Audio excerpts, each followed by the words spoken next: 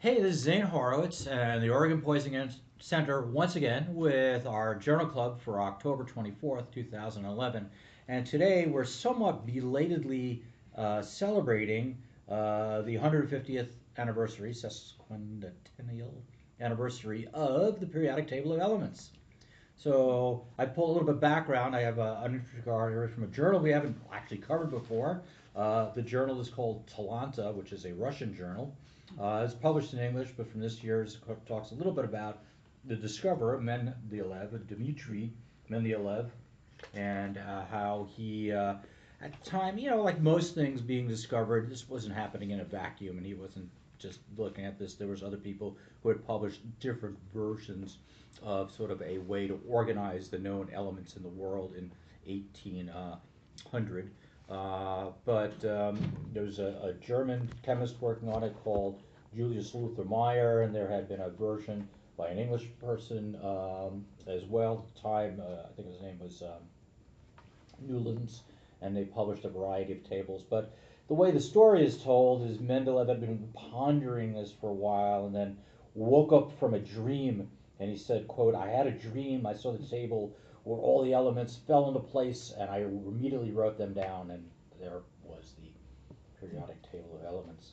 Now we're going to talk a little bit about some select. We can't cover them all, and certainly what them all means has grown since I was in chemistry in high school when there was only like 103. We've gone up to 118 in case anyone's keeping track. To sort of honor Mendeleev, he was given element number 101, and to show you sort of the 6 degrees of separation that goes on here, Mendeleevian was made by bombarding Einsteinium, element number 99, with alpha particles. It was done by Glenn Seaborg, who was named element number 106, Seaborgium, and it was done at Berkeley. Hence, we have berkelium element number 97 in California, californium element 99, Lawrence Livermore Labs, Lawrencium number 103, and Livermorium in the new expanded 116. So there's your 6 degrees of separation on your chemical elements.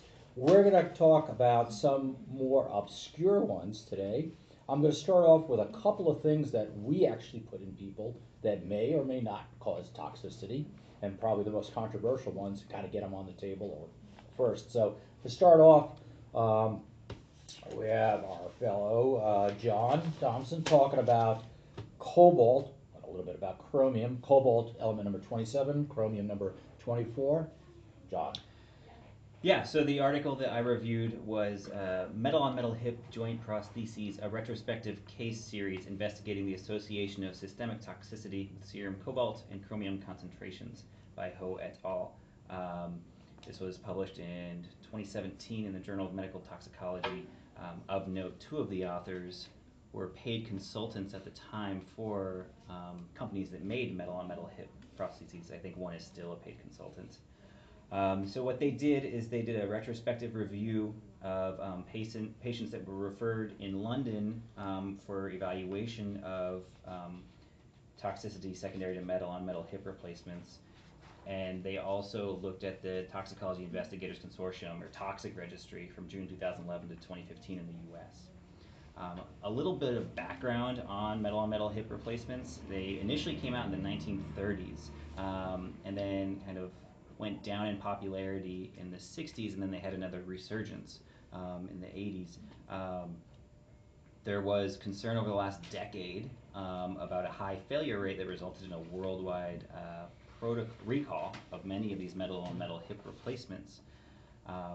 And there was concern of cobalt or chromium toxicity in patients that had these metal on metal hip replacements. To that end, the UK established a guideline of a cobalt concentration greater than 7 micrograms per liter as a threshold to further investigate if someone had cobalt toxicity. And the FDA still does not have a recommendation. There's no threshold at this point. There are a couple older studies they do mention. Bradbury et al. Was one of the ones that they talked about, which reviewed 18 cases and out of those cases that had positive toxicity, all of those cobalt concentrations were greater than 250 micrograms per liter. And they all had initially ceramic hip replacements that were subsequently replaced by metal on metal. And it was thought that the ceramic deposition within the tissues was maybe breaking up some of the metal on metal hip replacement and releasing cobalt and chromium into the tissues. Since that time, the only repeat case series was in the US, which looked at 39 metal on metal hip replacements and looked at metal concentrations that were 10 times elevated than people without metal on metal. And they found no self-correlation between concentrations and incidence of systemic symptoms. Of note, that is one of the author's previous papers that they cited. So they developed this study, and as I said, they went through the toxic registry and London toxicology referral, and they found 17 cases in the US, 14 in London. The majority of those, 74%, had a unilateral hip replacement. Some did have bilateral metal on metal hip replacements. This is in table 1. And they looked at the peak cobalt and chromium concentrations, and across all of those, they did not see a significantly different value between the UK cohort and the US cohort. They then looked through all these cases for people with symptoms, and they kind of stratified them with a concentration of cobalt that was less than 7 micrograms per liter or greater than 7 micrograms per liter per the London's recommendation. And they found that the symptomatic people with a cobalt less than 7 micrograms per liter was 8, and then 15 had a concentration greater, or 15 had a concentration greater than 7 micrograms per liter, which was not statistically significant, with a p-value of 0.38.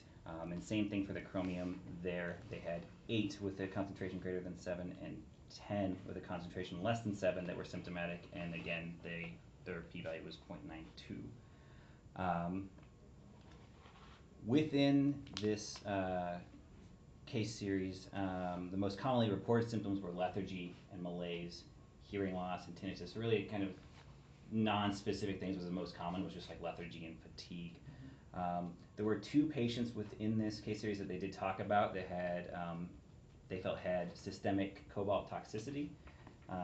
Case 1 was a person with bilateral metal on metal hip replacements. They had increased pain for the last 7 years. They developed lethargy and distal numbness and paresthesias. Their cobalt concentration was 168 micrograms per liter. And then they had a revision, and their repeat concentration was 8.5. And they had a subjective improvement in their symptoms. Case 2 was a person who was 16 years post-operative from the replacement, and they had numbness, tinnitus, and they had a concentration of 1,096 micrograms per liter, so much higher. They had developed optic neuropathy and a peripheral axonal neuropathy. There was also a report of hypothyroidism in that patient, and that was ultimately a fatal case, I believe. So they looked at all of these symptoms as well to see if there's any statistically significant difference between the patients above or below 7 micrograms per liter. The only thing based on their cohort in table 3 was numbness and paresthesias, and that actually wasn't statistically significant, but that was the closest with a p-value of 0.13. So overall, they had nothing that was statistically significant. The people with systemic toxicity had hypothyroidism, cardiomyopathy, but again, they only had 2 cases within their series, so they can't really say that that was significant. Overall, they compared the cobalt concentrations to unexposed people, which have a normal concentration between 0.7 and 2.7 micrograms per liter, and they found that the UK recommendation of investigating over 7 micrograms per liter had a sensitivity of 52% and a specificity of 89%, but there was no clear dose response based on their study. So ultimately, they said that there was no clear dose response based on cobalt toxicity and symptoms, and there was no clear association between toxicity and symptoms. Kind of looking at this and looking at the cobalt literature, I think that the people who have systemic toxicity usually have the end organ damage, the cardiomyopathy, hypothyroidism, and paresthesias. The less specific symptoms like fatigue, really hard to attribute to a systemic toxicity, I think, at this time. I know there is an MRI test that can look for deposition in tissues, but I don't know if there's anything clear on that to also say if that is specific. Yeah, it's a very special technique. You would think if you have metal in your body, most people in radiology would be not anxious to do an MRI on you. But a lot of these are non-magnetic implants, and there's a special technique they can use to look for that. I don't know the details, but it's available. We do get some calls in these. I'm sure all other poison centers and tox consultants who maybe out there listening do, and I don't think there's a clear-cut answer. England has this concentration in your blood threshold where you should be investigated, but nobody really has a, gee, if the level's above this, or you have this constellation of symptoms, you should have your hip replacements redone with something else.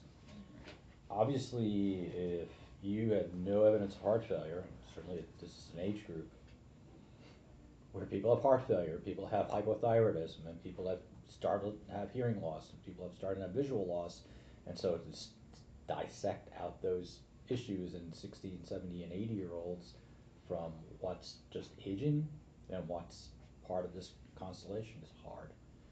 I imagine if you have documented neuropathy and cardiomyopathy and maybe a visual deficit, then maybe that's enough data to have a discussion about whether or not, if your cobalt levels are high, something needs to be done about it. But unfortunately, I think we get some calls like somebody, weak, tired, they get a level done, and then their physician, whether it's the orthopedist or their internal medicine doc, calls us and says their level is X. What do I do with it now?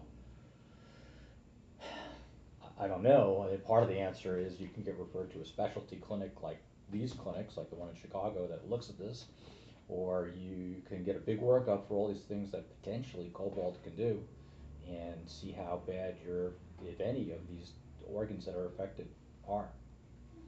I mean, there was indeed cobalt-induced cardiomyopathy done in the era of when there was the beer that was stabilized with cobalt, and those people were sick, but they were also nutritionally depleted, and there's a variety of variables. So there's a plausible, mechanism that cobalt does affect the heart due to these old studies, but whether or not anybody with a level that's just above 7 is going to have these problems is going to be hard to say. I think one of the authors of this does have a clinic where he does consult on these, and he's written about this before. It's an interesting problem, and unfortunately we don't have a clear-cut answer other than to be aware that it's out there. I put a metal in your body. I'm not surprised that if I test for that metal years later, it's going to be elevated. So, the question is, does it cause symptoms? I don't know. Well, jumping a little bit to another metal on the periodic table of elements that we put in your body, we're going to jump to gadolinium, number 64 atomic number. This one's also new and also controversial, and maybe to help us wade through some of this is our fellow Jen Love. Yes, so the paper that I had was called Gadolinium Retention and Toxicity, an Update, from the Journal on Advanced Chronic Kidney Disease. And this is a paper published in 2017. And the paper is a well-organized review of the various disease categories surrounding gadolinium. Gadolinium is a dye that is used in MRI imaging, and there are various gadolinium-based contrast agents that can be used in MRI. sort of tracing the history of gadolinium and MRI imaging and its effect on human patients. So the sort of condition that we are most familiar with in terms of gadolinium toxicity is called nephrogenic systemic fibrosis. It was first described in 1997 in 15 patients who were on dialysis, and sort of 5 years later was recognized as a disease state that was attributable to gadolinium administration with MRI. Most notably, it was patients who had underlying renal failure and were given a gadolinium contrast agent. And luckily, because the radiology community has been much more stringent in terms of patients who have renal insufficiency and get gadolinium dye, as well as adjusting the contrast agents that they use, there's been actually no new cases of nephrogenic systemic fibrosis since 2009. So that's almost a 10. This article was published in 2017, so a 8 to 10 year period, which is great. What the article does sort of review are these two other conditions. One is called gadolinium storage condition. So we know that in patients with normal renal function, gadolinium can be found deposited in the brain, and that is in the presence of an intact blood-brain barrier. It was first suggested in 2014, where a series of patients showed increased signal intensity in the dentate and in the globus pallidus, but we actually can see gadolinium deposits in all different types of brain tissue, although the higher concentrations are in these two specific parts of the brain. And they noted it was more common with certain types of contrast agents, so linear contrast agents as opposed to these macrocyclic contrast agents, which have a different type of molecule that's bound to the gadolinium. We also know that gadolinium deposits in the bone, in the skin, and in the liver based on some limited studies that have been done. And they don't know exactly the mechanism of uptake and deposition.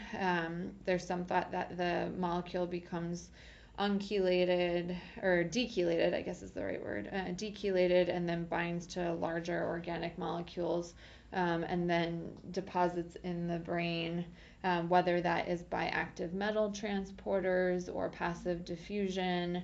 There was some speculation as to whether this was due to albumin, but we know that albumin is too big to cross the blood-brain barrier, and so we don't think that that is the suspected mechanism. Another hypothesized mechanism is through this glymphatic system, which I did some reading about, which is a waste clearance system that's based off of the perivascular tunnels that are made by astroglial cells, and is that one way that this gets deposited. There's clearly not enough research to really know exactly. They think that it's probably multifactorial, by active transporters, potentially some of this passive transport, and potentially this glymphatic system. But the thing is that there's really no clinical significance to this. So these patients who have this gadolinium deposition in their brain tissue have no clinical findings associated with it. However, the authors go on to also discuss another condition called gadolinium deposition disease, which has been recognized by some of the medical community in 2006. And gadolinium deposition disease is patients who have symptoms, not an agreed upon set of symptoms, but symptoms, and have gadolinium deposited in their brain, and they have elevated gadolinium urine concentrations. And so there is question as to whether this is an unrecognized disease state, that these patients are gadolinium toxic. The literature around this is very limited. The authors discuss a few studies, two of which were survey studies, sort of the general community of online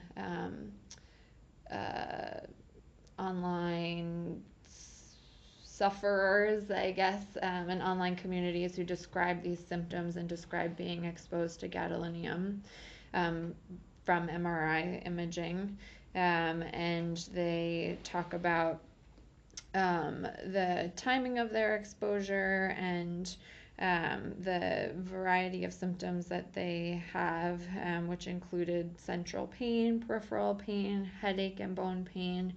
Some skin thickening, although not the skin thickening that we typically think of in NSF, which is more like hard, woody skin changes. These were like soft, doughy skin changes. Some glove and sock pattern of neuropathy. And there's a small cohort of patients that they also studied and did urine collection on that had elevated 24-hour urine gadolinium concentrations that had sort of this constitution of symptoms. And they said maybe these patients are displaying signs of gadolinium toxicity. I think that the authors in this case are appropriately speculating that gadolinium deposition could have some systemic toxic effects on humans.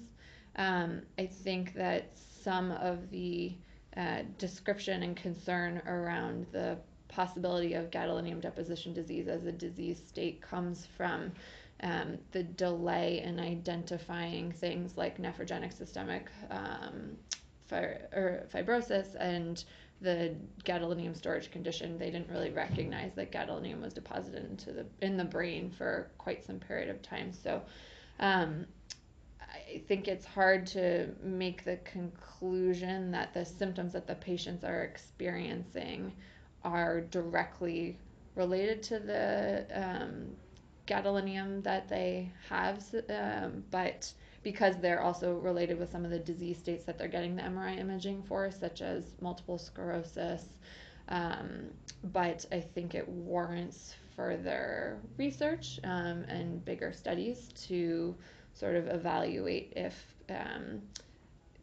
gadolinium deposition due to multiple MRI imaging could have some systemic toxic effects, was sort of what I gathered from a lot of the article. Sort of in line with what John's article was, the senior author on this paper is sort of the leading expert radiologist, first person who's ever described gadolinium deposition disease, and consults very extensively on this, and so there's just, you have to weigh that bias when evaluating the paper. Yeah, no, real good summary on a evolving and still controversial subject. I think, the thing that's not disputed is that in the early days of gadolinium, where we thought MRIs were safe and a great answer to CTs, we discovered that if you use the linear gadolinium compounds, you had renal dysfunction, especially if you had a lot of MRIs, you did get this definitive thing that was called NSF, which we now have made go away by not using those compounds in screening for renal disease. But is there something more subtle that happens with the gadolinium that clearly stays in your brain longer? Does it react? Does it not react? Is it immunologic? No one knows. But there are some people coming in with symptoms, and these experts say you should get a 24-hour urine collection a month after your last exposure, and then do a workup, just like it's kind of with the cobalt, like looking for what they're complaining of more extensively to rule out other things, nerve conduction studies, whatnot, and before you attribute it to this. They suggest this may be chelatable. I'm sure there's people out there that are doing stuff like that, but I don't know at this point if we can make that recommendation based on any constellation of symptoms, no matter how severe, or any level, no matter how elevated. Um, and again, it's going to take some time to sort out, is it just a single or multiple types of agents? Because maybe something like 20 gadolinium containing compounds that are still on the market being used for legitimate purposes, all being used. So it's tough because it's a very useful study and very, very few people have this problem. So, but something we may get calls on. Jumping to another agent which sometimes we use pharmacologically, a bismuth, number 83 atomic number, kind of reasonably near to our hearts, and we had a similar event as described in this case report out of San Francisco toxicology group called, this article is Bismuth Subgallate Toxicity in the Age of Online Supplement Use. This is just a case report, but indicative of other case reports because they do make a little table of all the other 45 cases that existed in the literature. So this case was a 50-year-old woman. She had some bowel problems with irritable bowel symptoms and presented with this subacute disorientation, inattention, memory loss, and tremor. She was brought to the attention of emergency room when she kind of like drove her car into the parking lot of where she lived and was brought in without injury, and she got admitted. She was confused, unable to recount events. She had an extensive workup, which included a negative CT, negative MRI, negative lumbar puncture. They thought she had seizures. They gave her IV valproate for that. They thought maybe she could have herpes. They gave her acyclovir, methylprednisone for that. They gave her a little Haldol. And then they kept her for 20 days, and then they finally transferred her to a neurology service at a tertiary care facility, where they repeated some of that stuff. When she was there 20 days after the incident, she still had a restricted affect, speech that was still fluent, a lot of inattention, left side neglect, acalculia, apraxia, and just as a baseline, she was like a computer programming person, so a high level of, so at least baseline education, so she couldn't do these things. She had some illusions, like she claimed that there was a broken window in the room where she was, and there wasn't. She had a little slow saccades of her eyes with a positive glabella sign. She had rigidity throughout. She had multifocal myoclonic jerks, exaggerated startle response, hyperreflexia, and bilateral ankle clonus. Sounds a lot like maybe serotonin syndrome, but she wasn't on any serotonergic agents and had been in the hospital for 20 days. They did more lab testing. They threw the neurologic book at her. They got another brain MRI. She had a slight flare, hyperintensity in the subcortical white matter. They got a CSF and they sent it for amyloid, beta, tau, the prion protein 1433, neurospecific analase, vitamin B12, methylmalonic acidemia, homocystinuria, on and on and on. Every test in the book, including one of our recent favorites, is the antibodies for N-methyl deaspirate NMDA receptor antibodies. She had none of that at all.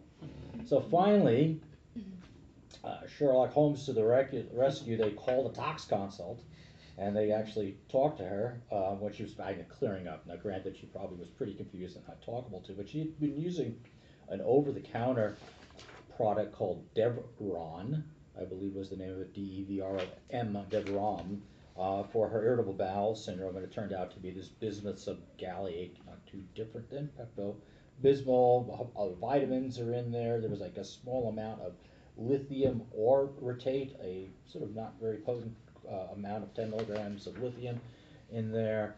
And then over time, they sort of got levels. This was like almost a month later, and they had bismuth levels that were in the serum that was 44.4 milligrams per deciliter. Normally should be 0, or essentially less than 1. The urine had 57. Normal should be less than 7.5. And CSF had 15.25 and 15.81 micrograms in duplicate assays that were sent off. So pretty much the same level of 15. They attribute this to bismuth toxicity, and they talk a little bit about that and what to expect and what to work up, and I think they clearly documented that even what was essentially 30 days later, she still had retained bismuth in her system where there really should be none.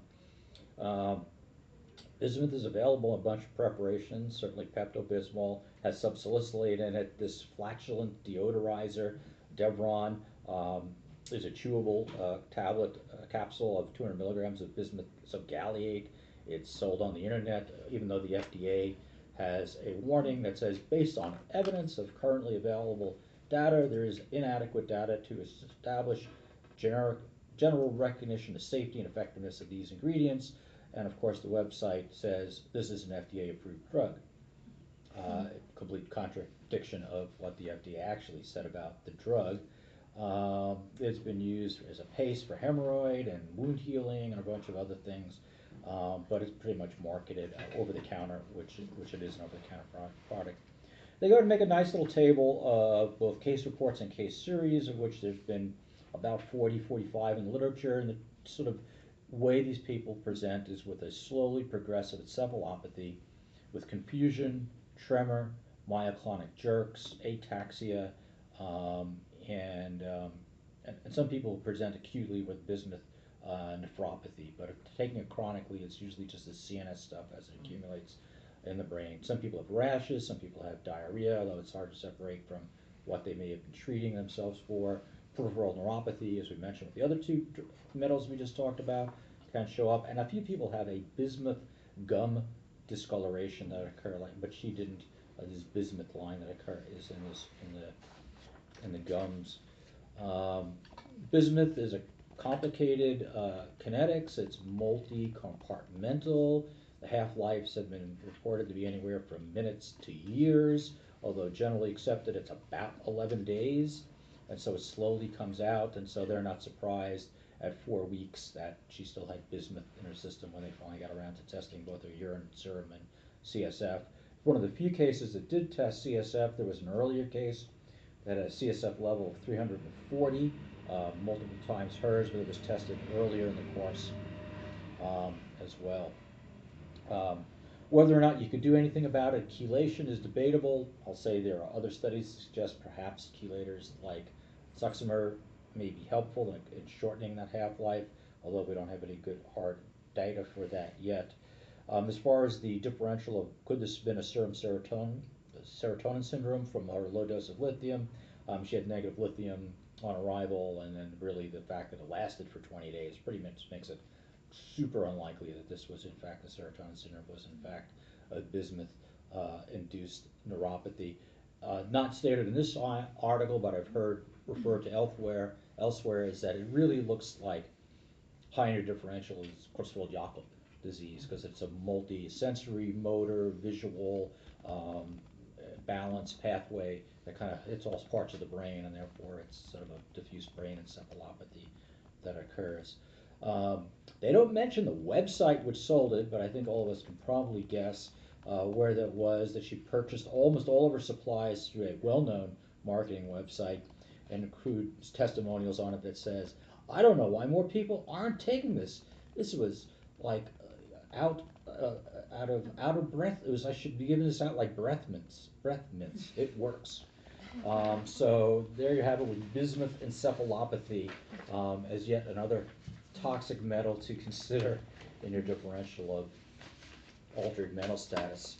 While we're still on altered mental status, a fascinating chronic metal that's out there was reported in a great case series in the New England Journal a few years back. We're going to have Maria Miles tell us about manganese, number 25, atomic number. Yes, so I'm going to be talking about this article that was presented in 2008 in the New England Journal of Medicine, and it goes over a Parkinsonian syndrome in meth-cathinone users and the role of manganese. A little bit of history. So meth-cathinone is a stimulant with euphoric effects, and cathinone itself is derived from the plant named cat, and it has long been used as a psychostimulant. So methcathinone is manufactured by oxidation of ephedrine and pseudoephedrine, and in home preparations, the IV formulation is produced with potassium permanganate oxidation in the presence of acetic acid. So this study looks at users from Eastern Europe in Latvia and Russia, and they found IV users developed this Parkinsonism and were positive for HIV in Latvia. However, it was noted that they had very few CNS HIV syndromes that would occur that were specific for Parkinsonisms in the absence of other symptoms, including focal infections. So the role of HIV causing these symptoms was questioned by the authors as the underlying cause of their Parkinsonian syndrome. And they had this movement disorder that was stereotyped between the individuals, and it was unlike idiopathic Parkinson's disease and was associated with a distinct hyperintensity of the T1 weighted MRI signal in the globus pallidus. So the authors investigated the role of the toxic effects of manganese in these patients with IV methcathinone use. There were 23 patients that were identified with unusual stereotyped speech and gait disorder, and most of these patients were in their 30s with an average duration of methcathinone use of 6 years plus or minus 5 years on both ends. They looked at active versus non-active users and defined active users as those who had a binge within the last 1 year, and non-active users as those who had discontinued the drug over the course of a year. 3 of the patients that they found were actually HIV negative, and of the HIV positive patients, 9 of the patients had AIDS. They also noted that all patients of the 23 that they studied had positivity for hepatitis C. However, there's no known extrapyramidal disorder associated with a hepatitis C infection.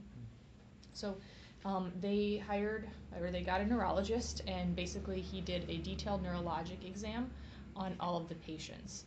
He also evaluated them for their posture, their speech, their writing, as well as a number of other screening tests for Parkinson's, and they also performed a mini mental status exam as well. All patients had pretty extensive lab workup, including HIV, CD4 counts, hepatitis C titers, copper, ceruloplasmin, and MRIs performed. Patients who were included reported their first neurosymptoms occurring approximately 6 years plus or minus 5 after their first use, and their initial symptom in most patients was gait disturbance with hyphonia. The neuroexam that most of these patients displayed, so they had an impassive face and generally slowed movement or speech reactions. The authors noted no tremors at rest, and they actually had quite a normal intellectual function, and only 1 patient had an abnormal mini mental status exam of the ones that were looked at. Many patients showed a slight forward rock and a tilt of their trunk, and when ambulating, they noticed that these patients were holding their arms abducted to their sides, and they tended to walk on the balls of their feet. The most severe gait abnormality that they noticed occurred when the patients were walking backwards, which actually resulted in most of the patients falling except for 1. And of the speech disturbances, most patients were noted to have low volume, and they also had difficulty with handwriting as well. So they measured whole blood manganese levels on all of the patients and found it to be elevated in 9 of the 10 active users, and their mean average level was 831 nanomolars per liter. The non-active users had levels that were in the range of 300. All of the patients had MRIs performed, and all but 2 had increased bilateral and symmetric T1 signal intensity in the globus pallidus on the MRI. All of the active users displayed this. The active users also had intensity in the substantia nigra and the innominate of the anterior midbrain, and they also found that the non-active users had less intensity in the globus pallidus compared to the active users. In the non-active users, none noted substantial improvement in gait or speech after cessation of the IV methcathinone for 2 to 6 years, despite them having found to have lower blood levels of manganese and less severe changes on their MRI. They tried different therapies for these patients, and they found that administration of levodopa produced no discernible change in their symptoms of their motor disorder. And they also tried chelation therapy, which is another therapy that's tried for manganese toxicity. And despite lowering manganese levels, they found that their symptoms were also not relieved by this. Manganese poisoning is typically seen in welders and workers in the metal industry who have toxic effects from inhalation, and these patients seem to have presented with similar symptoms as the cohort in this study. The source was presumed to be due to potassium permanganate that was used in the oxidizing ephedrine for methcathinone. And the authors also postulated that the amphetamine-like effects of the methcathinone with its stimulation of the dopaminergic terminals may have enhanced the toxic effects of manganese in the basal ganglia. So really interesting to see, the toxicity that's associated with manganese in these patients, and unfortunate no therapy that was there to help them out. Yeah, the story behind it is almost reminiscent of another toxic event we talk about is MPTP, which was analog of Demerol, which was synthesized as an illicit opiate back in the Bay Area, a little bit in Washington, essentially through a lot of sleuth work of a lot of professionals and neurologists, and figured out that it destroyed the basal ganglia, and it was really the metabolite of this MPTP that caused it, and obviously people stopped manufacturing it illicitly and disappeared, but it became a model for recreating Parkinsonian syndrome. Similarly, these people have this young people, although they all are IV drug users and polysubstance users, and HIV patients have a similar severe early onset within a year of use in some cases, but sometimes 5 or 10 years of use develop this, but all at a young age, all less than 30 years old. So something to keep in mind when people appear to have a Parkinson's syndrome and they are less than your typical age of an elder Parkinson patient. Obviously they need an MRI, and the MRI is, in this case, at least as revealing as the other cases, less so, where they have these bright enhancements in their basal ganglia. I guess if people call us and ask us what do, we can get manganese levels in their urine, 24-hour collection again, and see if it's elevated. I don't know if it correlates with disease, but apparently the former users had dramatically different levels. So yet another thing we might be called on for altered metal status with some specific constellation of symptoms that may be due to a metal on the periodic table of elements. We'll change gears a little bit. We'll talk about some of the things that kids get into that can produce some toxicity. A couple of short articles here with Anatoly, our emergency medicine resident, is going to talk about, first of all, barium, number 5 atomic number, an interesting phenomenon we've seen a random case or two over the years. Yeah, so the title of this case is Acute Barium Toxicity from Ingestion of Snake Fireworks by Hurd et al. Out of University of Massachusetts. So the case is a 35-year-old male, severe mental retardation, came in with vomiting and diarrhea following ingestion of 16 small fireworks that were later to be identified as colored snakes or black snakes. So this gentleman came to the emergency department, diarrhea, severe vomiting. His initial labs were notable for severe hypokalemia. He was tachycardic. Otherwise, his vital signs were unremarkable. He had leukocytosis, and he was hemoconcentrated. Abdominal radiographs showed multiple radiopaque fragments within the stomach. Based on this report, they proceeded to do whole bowel irrigation. And also with these fireworks, once they identified them, they were worried about arsenic toxicity, which had been reported on previously, so he was started on dimercaprol. The patient did not tolerate the whole bowel irrigation with secondary to continued vomiting, and was then transported to an outside hospital. While waiting for air transportation, he developed a 90-second episode of VTAC, became hypotensive. They gave him some fluids. Mental status remained unchanged, so they shipped him off.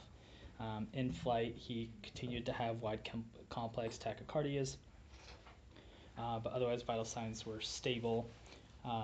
Upon arrival to this tertiary care's ICU, approximately 12 hours post-ingestion, patient was obtunded, minimally responsive to stimulation, was more tachycardic, blood pressures were still stable, but he was now tachypnic. An ABG done at that time showed a respiratory acidosis with a pH of 7.03 and a PCO2 of 57. He was put on a non-rebreather mask. Blood work was repeated. His hypokalemia had now worsened to 1.5 from the 2.1 that he was on previously. Magnesium, calcium, and phosphate levels were normal. And then EKG showed VTAC. He was emergently intubated and then given sodium bicarb boluses. I think this was prior to them recognizing this hypokalemia that he had, and obviously it did not have an effect on him. He eventually did revert to a sinus rhythm with the left bundle branch block. Whole bowel irrigation was restarted with an NG tube now that he was intubated, and then he was given more dimercaprol for potential arsenic poisoning. And then finally he received potassium, so repletion was initiated. Heavy metal screens were also sent off, as well as urine and serum barium levels were sent off. His severe hypokalemia was addressed with 238 millimoles of potassium chloride initially, and then he continued to receive additional potassium throughout his course. During the next couple days, he developed hypophosphatemia and hypocalcemia. He did well later in his hospital course, developed aspiration pneumonia, was treated with antibiotics, and then was extubated on hospital day 4. When his blood levels came back, finally, his serum barium level was 20,000, and then his urine barium level was 5,600. References, so the serum is 200, less than 200, and then the urine is less than 20. And then his his blood levels for the lead, mercury, and arsenic were all normal. So, barium toxicity has been typically presents with hypokalemia. You'll get cardiac dysrhythmia secondary to the low potassium. These folks can also have increased lactic levels, lactic acid, and these barium salts, especially the ones found in the fireworks, which are different than the barium found in oral contrast, are actually very soluble through the GI tract, making them more dangerous. With this study, a couple of the key points that the authors talked about was the importance of with these patients getting these rapid and severe hypokalemias, repleting that potassium, because that's where most of your clinical effects are going to come from. And these folks are going to get large amounts of potassium. Monitoring their other electrolytes as well is important, but also monitoring for rebound hyperkalemia. Other reports have shown that even small amounts of repletion have led to hyperkalemia and symptoms associated with that. This gentleman ended up doing well, was discharged out of the hospital and back to his home. Yeah, it usually could have not gone so well, because people say, fireworks, it's not a big deal, and, here he was about the code. His potassium level dropped down on 1.5. I think there was another case report with less well documented as far as levels I found with barium, because of hypokalemia, a potassium level of 0.2. So the profound hypokalemia, when you see it, is often due to these barium salts that are found almost uniformly in fireworks. Is it a dose effect? Yeah, I think it is. I mean, this guy in this case report ate a bunch. We had a case here over the 4th of July, which is when we tend to get these. Same sort of thing. They wanted to discharge the kid, and we said, no, get one more level just to be sure. And sure enough, the second level dropped to reasonable moderate hypopedemia, and I think he only had a couple of these fireworks devices that had barium in it. I'm not sure if we got levels on him or not, but yeah, if you want to write it up again, someone get some levels next time you see one of these. All right. Another interesting thing that kids get into, and this is one of the ones, this case was not a kid, but this is a big common one. Only I tell you about 3 cases of these neodymium magnets. Neodymium is number 60 on the periodic table. I don't know, it's a long number. So this is a case series out of the Pediatric Archives, the French journal by Limal et al. In 2019. So they looked at 3 cases of neodymium magnet ingestion. Kind of just some history. 2% of ingestions, at least in their experience, are in pediatric populations are these magnets, and about 2/3 of them are multiple magnets. About 2/3 end up being asymptomatic, don't need any intervention. Roughly 20% need some type of retrieval, endoscopic, and then less than 1% end up needing surgery for these. So for the first case, it was an 8.5-year-old boy who ingested 2 spheres during a game at school.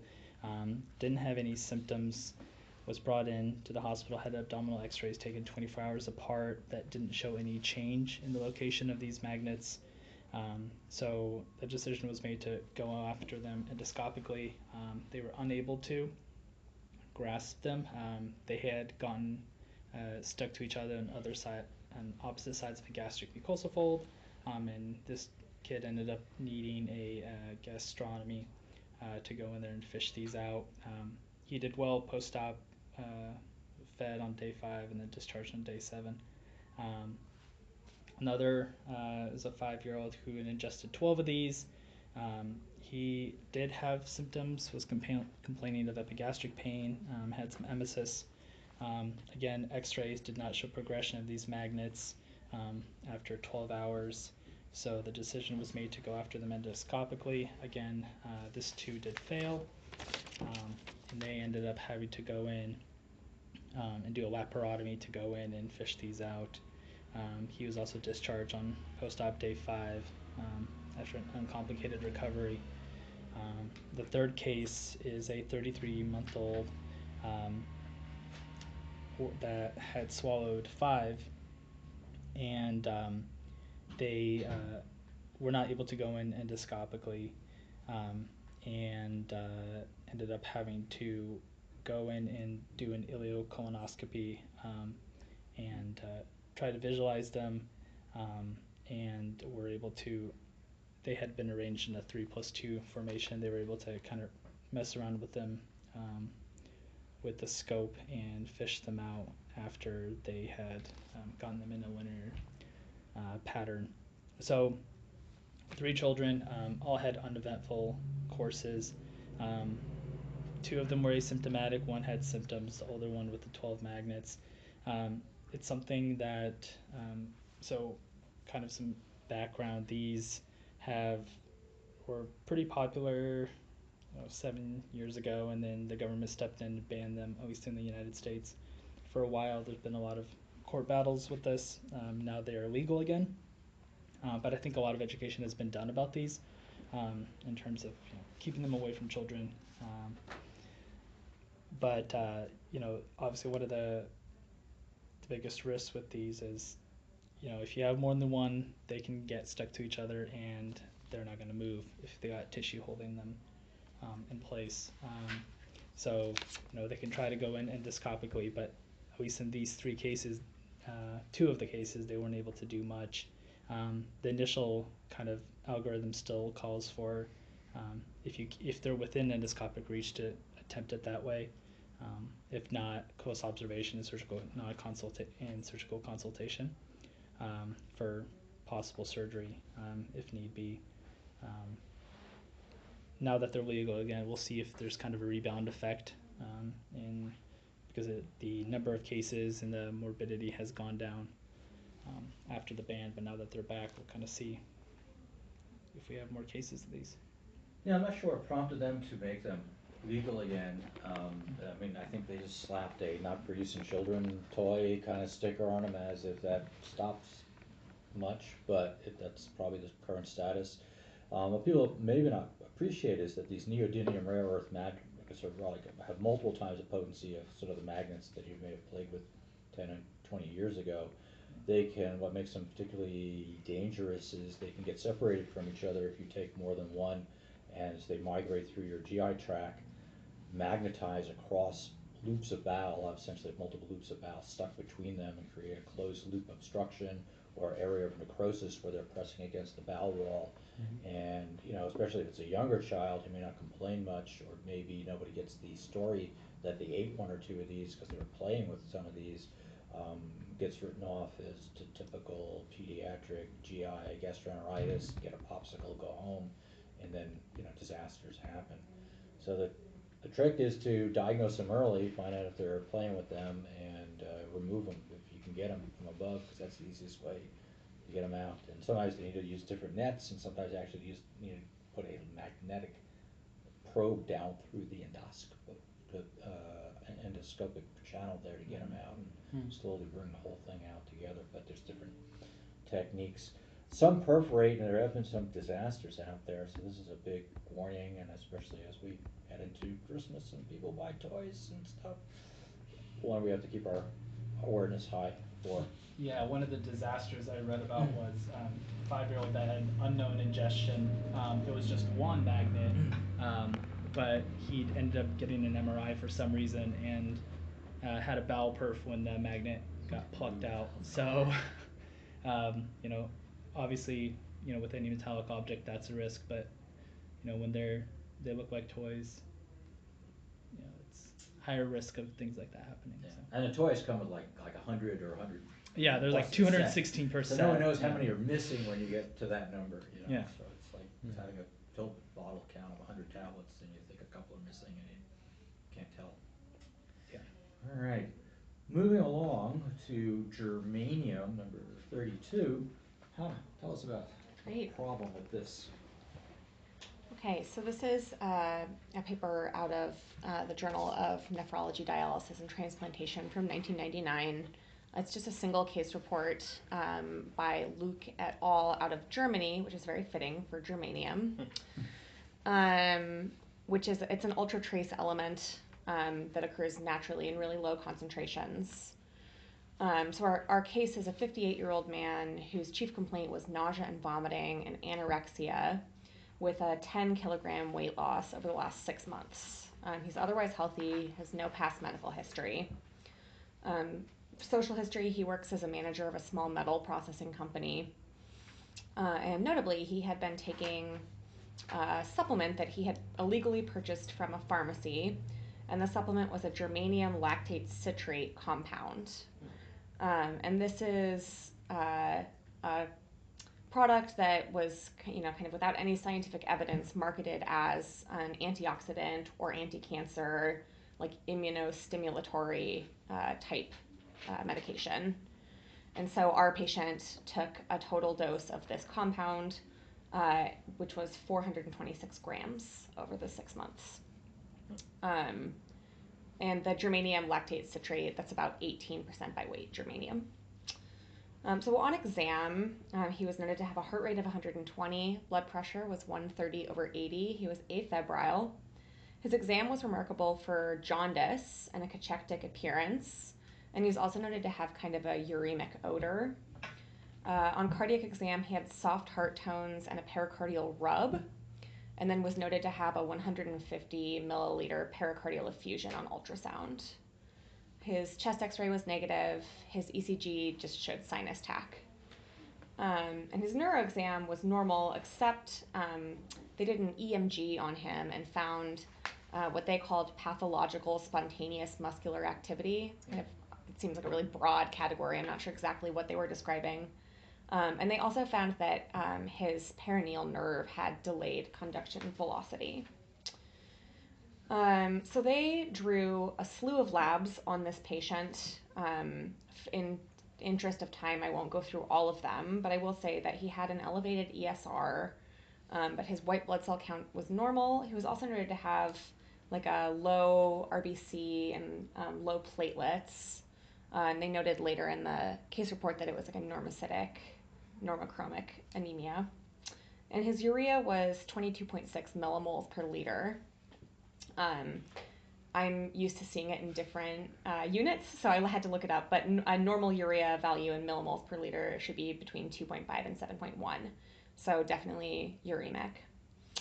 And they also did an extended workup, like doing a bunch of kind of rheumatological type labs. They did a big immunological workup, infectious disease workup, which was all pretty unremarkable. The only things they stumbled upon when they were drawing labs for him, apart from his anemia and SED rate, were hemoglobin A1C of 11.1. He had previously not known that he had had diabetes. And he also had an elevated TSH at 22.9 milliunits per liter, but his T4 and T3 were normal. He had a high C-peptide, and his urinary analysis showed proteinuria at 200 milligrams over 24 hours.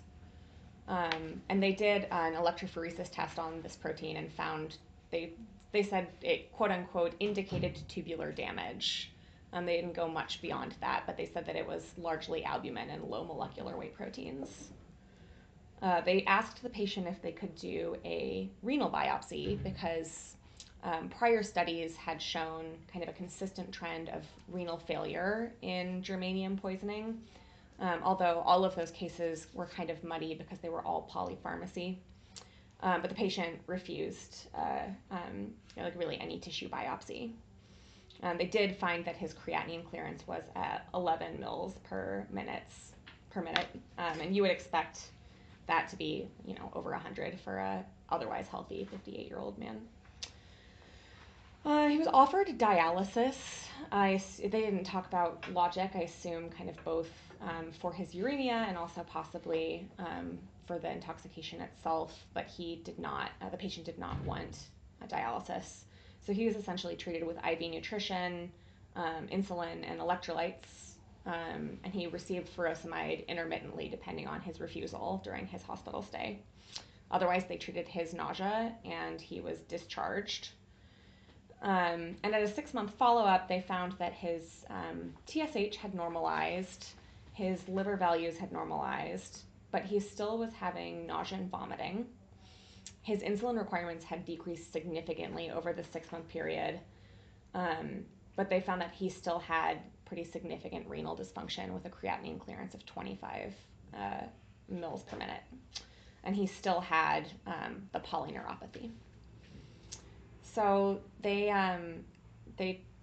then kind of go into all of the data. They got pretty good sampling from him. They were checking his germanium levels in whole blood, serum, and urine. And initially on presentation, he was found to have a concentration of 4.3 milligrams germanium per liter in his blood, 3.7 in serum, and 13.4 in urine, which is very elevated. At normal levels, you'd expect to see it under 1,000th of milligram per liter. And they found that the serum and whole blood concentrations of germanium decreased rapidly over 4 weeks, and then the excretion slowed throughout the next 6 months. And the same pattern generally was true for his urine measurement, but he did have 2 really significant spikes in germanium concentration at day 24 and day 31. The researchers didn't have much of an explanation for this aside from saying that they suspect that this patient retook this germanium lactate citrate supplement at home on those days, although they also know that the patient denied that he had started taking the medication again. So this case is interesting because, like I said earlier, it's really one of the few, if not the only case of an isolated germanium poisoning outside of the context of like a complex past medical history and or polypharmacy in that patient. And it's pretty consistent with the other literature that's published as regards to his renal failure, and also thyroid dysfunction seems to be common in patients who've been exposed to germanium. The authors also kind of say that they think his diabetes could be well explained by this because his insulin requirements dropped so much farther out from the exposure. And then they also kind of mentioned that it's been noted in prior studies that the nausea and vomiting, kind of general gastroenteritis symptoms from a germanium exposure can last up to 8 months following the exposure. So it wasn't totally unexpected that at his 6-month follow-up he was still feeling nauseous. And that's kind of where they left off. So. Yeah, I mean, it's an interesting and isolated and indeed rare case of someone who's self-treating themselves with germanium, which rarely ever comes up, but interestingly, it's available as a supplement. And he developed this sort of multi-organ system renal failure with probably uremic pericarditis. I'm not sure that the geranium caused the pericardial effusion or was just part of his uremia, and his diabetes. That I don't know if that was just a de novo finding because he didn't seek medical care, or whether that had anything to do. But again, a caution about supplements that are available over the counter. Some of these things you take on a long-term basis, like the bismuth we talked about, can certainly cause a variety of health issues to be thought of when people come in and call us. We get this all the time. This person's on this bunch of supplements, can this be responsible for their disease? Sometimes we got to do a little sleuthing to figure out why. I'm going to talk briefly about selenium poisoning, number 34 atomic number. It's an article written by our colleagues just north of here in Washington State. Selenium is a trace element that can be toxic. It comes in a variety of valences from +6 to +4 to metallic selenium at 0, and then an oxidative state of -2, like sodium and hydrogen selenide. Depending on which formulation you have, depends on how toxic it is. The one that I'm going to bring up as the most toxic that we hear about on an irregular but periodic basis is selenium poisoning due to selenious acid. And selenious acid, for those of you who've never heard of that before, is what's in something called gun bluing. Gun bluing is something, I don't own guns, but it's to make your gun nice and blue and shiny silver, and it contains a combination of 2 to 9% selenious acid and 2 to 4% copper diluted in the acid. And really the compound that's really pertinent here is just selenium that causes a multi-organ system failure with very, very low doses and often fatalities. Chronically, people who take selenium, like your case with geranium, for some sort of nutritional value, can present with brittle nails and white spots on their nails, and this is called selenosis with chronic selenium poisoning. This is a little bit more rare, but from an acute point of view, the authors kind of go through all of the published cases in the literature and sort of annotates them. I'll mention a couple of those. One was a 44-year-old worker who was exposed to a erupting mixture of selenic acid and died 90 minutes later. Another was a 24-year-old male who drank 55 cc's of gun bluing and had ST changes, QT prolongation, went into acute pulmonary edema, and had selenium levels that were 7.8 and 11.0 micrograms per gram in the liver and kidney. Obviously, those were obtained at autopsy. There's several cases of toddlers who ingested gun bluing, a 24-month-old child who drank a 9% selenious acid thing. He went into VFib and died. A 40-year-old female drank gun bluing as a suicide event, became tachycardic hypotensive, had a cardiac arrest 8 hours later. 52-year-old woman had several commercial products, including 30-60 cc's of gun bluing, went into hypotension, low cardiac output, elevated pulmonary pressures, low peripheral resistance. Sounds like she had a Swan GAMS put in at the time. She got 2 doses of dimercaprol for the copper component, but she also went on and didn't do so well and died. And then autopsy had acute pulmonary edema and central lobar hepatic congestion and elevated selenium levels in her body. There were a few others that were all mentioned. A 2-year-old with gun bluing, a 29-year-old with gun bluing, a 2-year-old with gun bluing, another one with vitamin supplementation that had symptoms, and another chronic one with supplements that had symptoms. But I think the take-home message for this is that gun booing is very dangerous. It causes this kind of cardiomyopathy, cardiac failure, multi-organ system failure, passive hepatic congestion, and it can be rapidly fatal within literally an hour or two. There's nothing specific to be done except sort of extremely good supportive care on all of those cardiovascular. And I think our protocols, if a child gets into gun bluing, even if it's just suspected, it's like call 911 and get them to the hospital and get them transferred to a tertiary care center. Even if nothing happens, which sometimes nothing happens, but had they got into as little as a few cc's or a gulp, it's potentially fatal. So it's one of those ones that make us sit up at night and worry a lot.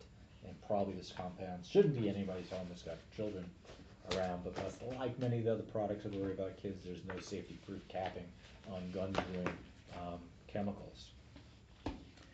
Turning to two last elements that are used as basically poisons. There's really no good reasons to use these things otherwise. First, we're going to talk about thallium and one of the options for treating it. So our visiting pharmacy fellow, Casey. Okay, so I've got this article published in this open access journal Medicine. It's the clinical characteristics and treatment of thallium poisoning in patients with delayed admission in China. As Dr. Horowitz mentioned, pretty much exclusively used for poisoning these days in its non-toxic elemental form. It's a very pretty metal, but it does form these very toxic salts. It has no taste, no odor, so it made a great rodenticide for a while, and now it makes a great poison. There were a lot of cases back in the day when it was used for the treatment of syphilis and gonorrhea, ringworm, of thalatoxicosis, and at that point they recognized that it was probably not a great agent. This particular metal, it distributes, like some of the other ones we've talked about, very well. So it distributes through 3 compartments, and the symptoms are very diverse and non-specific, again, like a lot of the metals that we've talked about. So these patients tend to come in a little bit later than their exposure. So this particular study is looking at how patients present and how they're treated depending on at what point they present post-symptom onset. It's a retrospective descriptive single-center study. It was at the Affiliated Hospital Academy of Military Medical Services in China, and it looked at a 10-year period between 2008 and 2018. They excluded chronic thallium poisoning in patients with other poisonings, and then they divided their patients into those who came to the hospital within 7 days, or patients who came in between 7 and 14, that was your moderate delay, and then a severe delay was considered 14 days or later. They looked at etiologies of poisoning, how they were exposed, their symptoms at onset, admission, organ damage, blood and urine thallium concentrations, as well as some of their imaging, EEG, and finally the treatment methods that were employed for these patients. Looking at what they found, the majority of these patients were male. The average age appears to be somewhere around 40 years of age, and about half of their patients that they ultimately included were in that severe delay category. Somewhat predictably, the significant differences focused on the blood and the urine thallium, very elevated in early admission, and as presumably that distributed lower as you move into the moderate and severe delay categories. Liver toxicity seems to be the most prominent of the organ injuries that these patients experienced. GI symptoms, specifically abdominal pain and abdominal distension, tend to predominate early on in their study, and the neurological symptoms increased as patients had more delayed presentations. So pain in the extremities, actually in all of their patients in the early, moderate, and severe delay categories. Hair loss was noted predominantly in the severe delayed category as well. As far as the workup done for these patients, they had a kind of scattered workup in terms of who got an MRI, EEG, EMG. 3 patients had obvious abnormal MRIs, and those were all within the delayed admission group.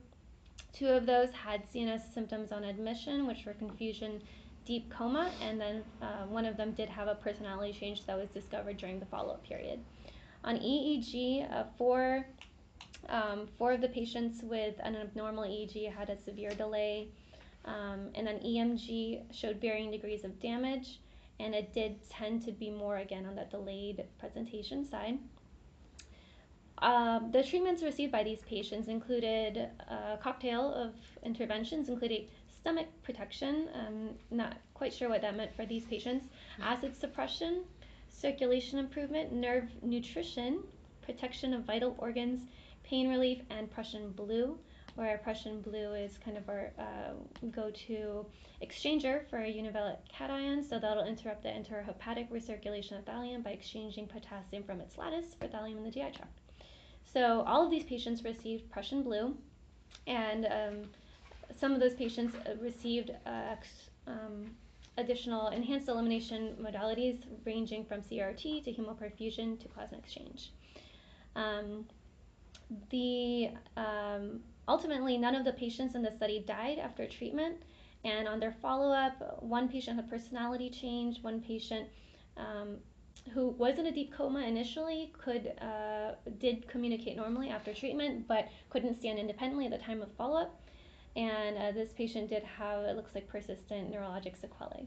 All 31 patients did grow new hair 1 to 2 months after their discharge.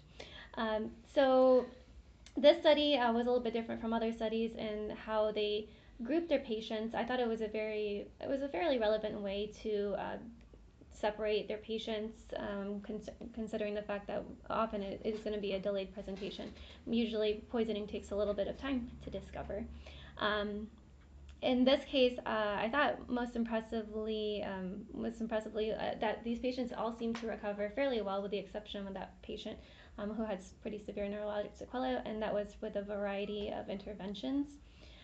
It seemed consistent overall with what we know about thallium toxicity, and I was a little bit struck by maybe not struck by the high misdiagnosis rate. I think 50% of these patients had been diagnosed with Guillain-Barré, which certainly falls within your spectrum of neuropathy, but if I understand correctly, thallium does have preserved reflexes, which you may not expect with Guillain-Barré. I think it's a tough diagnosis to make, unless you know that, like, my neighbor poisoned me with thallium, and then it becomes clearer. Okay, so and that's pretty much the summary of this case. Pretty much follows what we know about thallium toxicity, and patients overall, and their 31, their relatively small group, did overall fairly well. Yeah, we've had the opportunity to work up a case, and same thing, presented with a gait ataxia and distal motor weakness and a distal peripheral neuropathy, and I think there was some hair loss involved. It's good to know. I thought it was a good study and a good presentation. At least the only one I could find of a group of thallium cases, 34 cases. Most of the other are one-off kind of case reports that occur with many of the common symptoms that we talked about. There's onset of GI symptoms, which is often more constipation than diarrhea, hair loss that's slowly progressive, and then it's peripheral neuropathy and neurologic disorder. There's a chelator for this, which is good, or exchange agent, which is Prussian blue. At least in the US, it's a little hard to get. You have to call REACS in Tennessee, which is like the nuclear medicine kind of clearinghouse for these medications.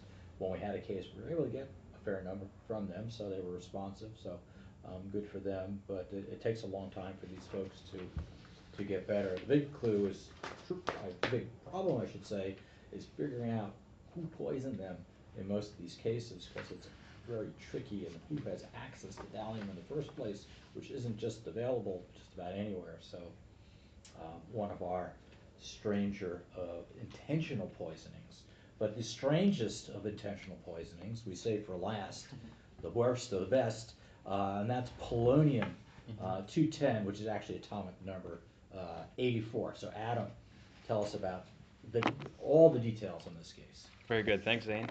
So this is a very, very interesting, frankly bizarre case, and this is written up in a paper entitled Polonium 210 Poisoning, a First-Hand Account, and this is by Dr. Nathwani and others, published in Lancet in 2016.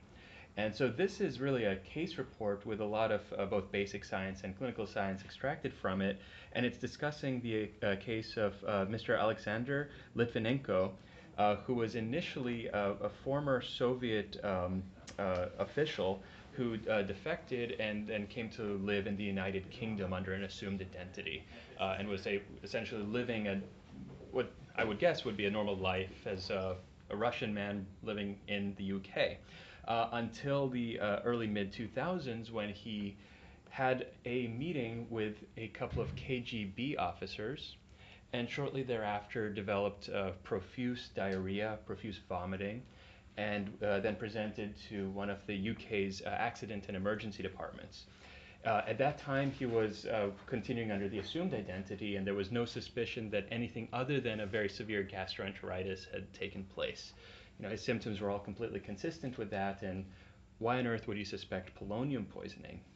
So he was admitted, he was started on antibiotics, and over the course of the next week, he essentially developed progressive symptoms, even aside from the GI symptoms. In fact, his GI symptoms kind of improved, but they did not improve adequately, and he started to develop essentially a pancytopenia with complete bone marrow failure.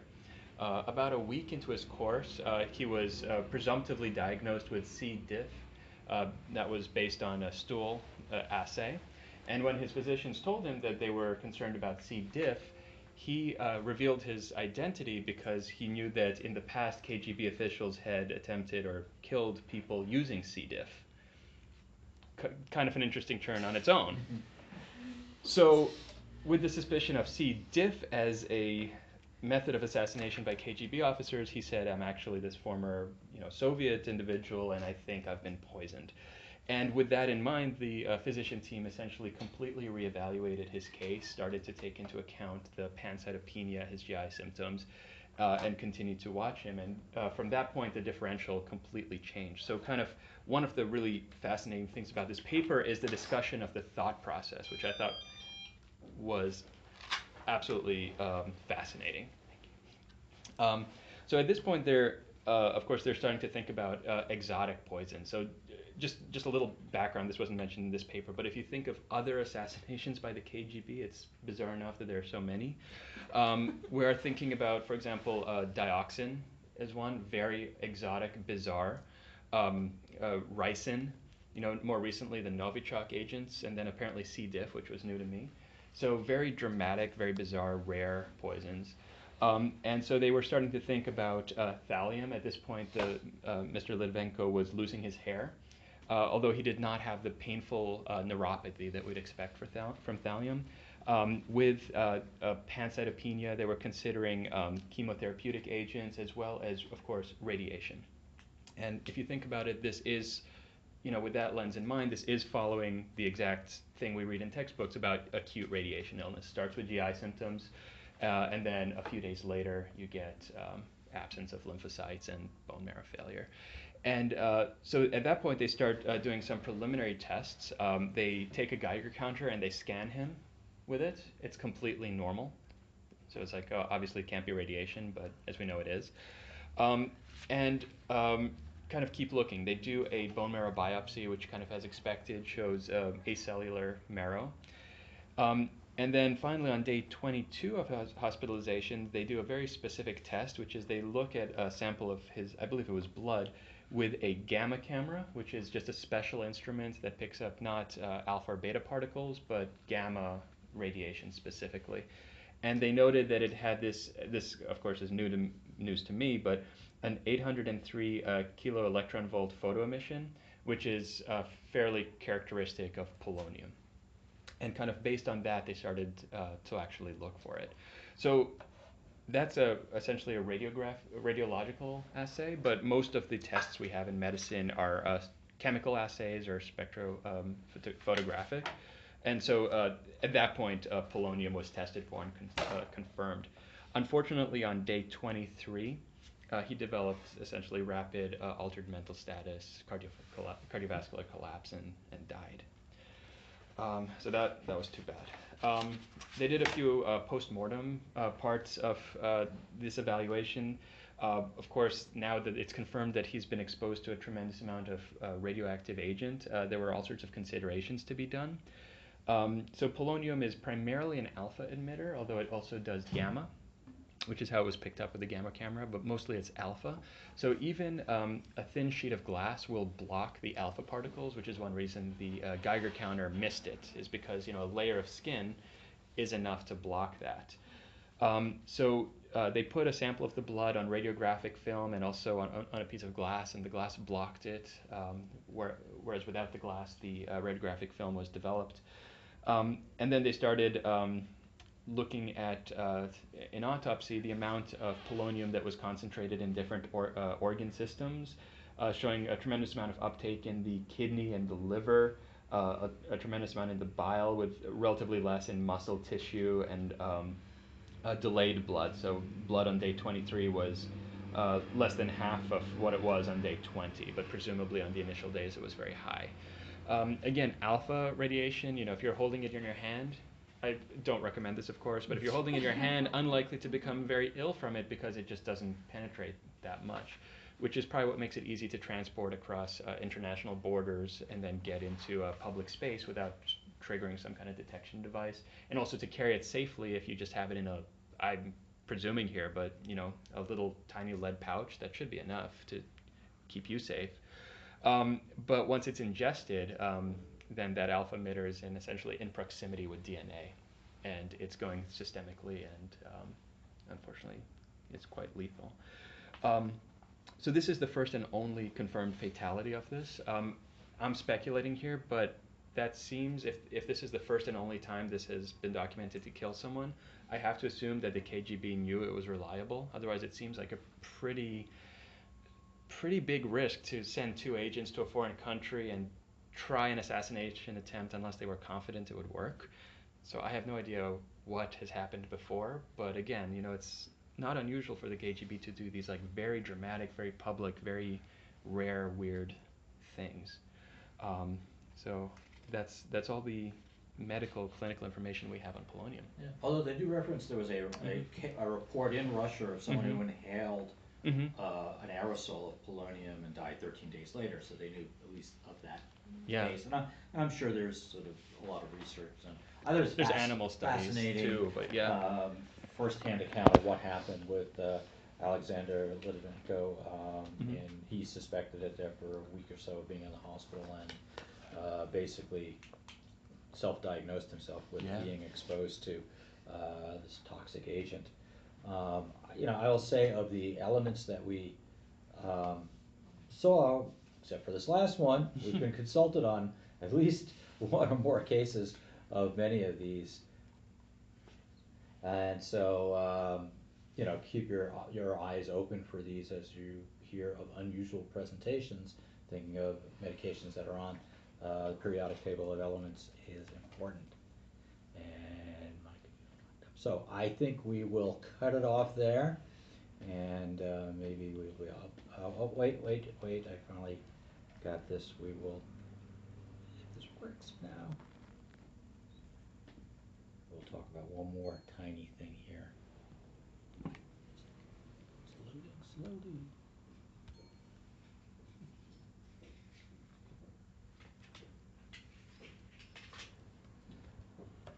So I was going to say, no tribute to the periodic table of elements is complete without this song made famous by a Harvard mathematician in the 1960s. Definitely one that many people growing up heard and probably pursued a career in science as a result of that. So here is the elements as a tribute.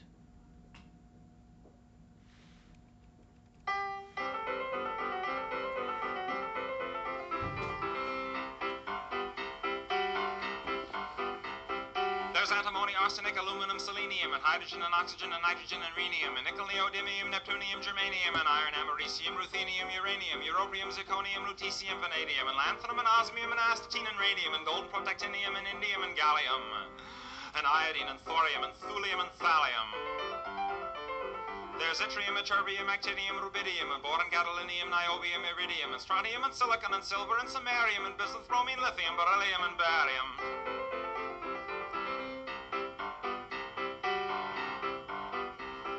There's there's holmium and helium and hafnium and erbium and phosphorus and francium and fluorine and terbium and manganese and mercurium, molybdenum, magnesium, dysprosium and scandium and cerium and cesium and lead, praseodymium and platinum, plutonium, palladium, promethium, potassium, polonium and tantalum, technetium, titanium, tellurium and cadmium and calcium and chromium and curium. There's sulfur, californium, and fermium, berkelium, and also mendelevium, einsteinium, nobelium, and argon, krypton, neon, radon, xenon, zinc, and rhodium, and chlorine, carbon, cobalt, copper, tungsten, tin, and sodium. These are the only ones of which the news has come to Harvard. And there may be many others, but they haven't been discovered. Yeah, so there's the famous Tom Lehrer with his Elements song. All fellows upon graduation will have to sing that at the graduating ceremony. We'll have to bring in an accompanist to do that. So until next time, Zane Horowitz, the Oregon Poison Center Journal Club podcast. Thank you.